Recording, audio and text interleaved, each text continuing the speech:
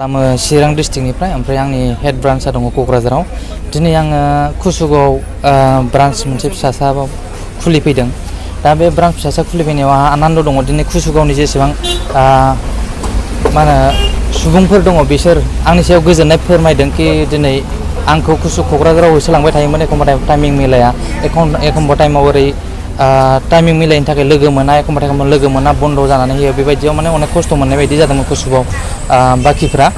दा बेवहाय दिनै कुसुगाव आंखौ फैनाय नुनानै बा फैनानै बेयाव चेम्बार खुलिफैनायखाय अनेक गोजोननाय जासिदों कुसुगावनि थागिबि बा सुबुंफ्रा।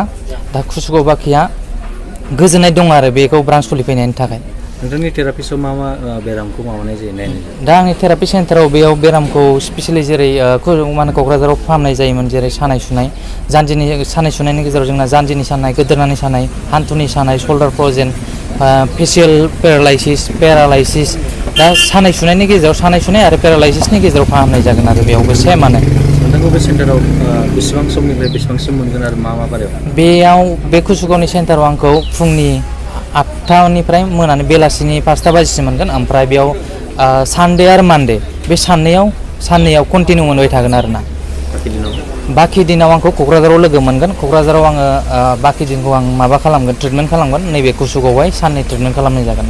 बे मिरुआवहाय माबायदि बेसेन लानानै ट्रिटमेन्ट? दा स्पेसियेलि बेजों कुसुगावजों क'क्राझारजों बहुद डिफारेन्स दङ। दा क'क्राझारा जाहैबाय मोनसे टाउन एलेका, बेवहाय एसे बारा जायोमोन, माने प्राइसआ बारा लानाय जायोमोन ट्रिटमेन्टनि बेलायाव। खिन्थु नैबावहाय आं डिसाइड खालामो 200निफ्राय 350नि गेजेराव आं खालामगोन आरो बेखौ। दा बेखौ आङो डिसाइड खालामथ'वाखै। डिसाइड खालामखांनानै उनावहाय ओरै पाब्लिकफोरनि गेजेराव फोरमायहरनाय जागोन 200 खालामनो ना 350 खालामनो बेखौ। नोंथाङा मा थांखि लानो बे बड'लेण्ड थेरापि सेन्टारखौ खुलिग्रामोन? दा बेनि थांखिया जाहैबाय, दा गासिबो बांसिन सुबुंफोरानो सानाय सुनायजों अनेक भुगिनांनानै थानाङो। जाय सानाय सुनायखौ दिनै गोजानाव थांनानै फाहामहैनांगौ जायो, इउपि, एमपि, माद्रास, हायद्राबाद, मुम्बाइ बेफोराव फाहामहैनांगौ जायो।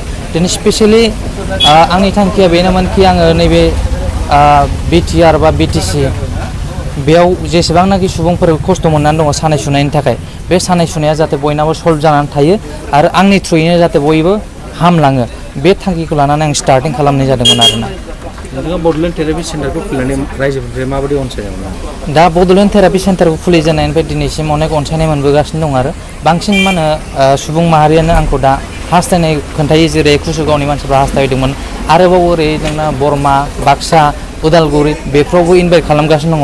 नाथाय आङो बेबायदि होनो हायैनि जाहोनाव आं बेबायदि टाइम दिहुननो हायासै आरो बे उदालगुरि, बाक्सा बेफोराव डिमान्ड खालामदोंबाबो आं थांनो हाथ'नाय जायाखै। स' लासैनो आङो थांनो हालांगोन बेखौ आं आसा खालामो आरोना। स्पेसियेलि आंनि नामा थुब्लाव ब्रह्म, थेरापिस्ट थुब्लाव ब्रह्म होनबा मिन्थियो।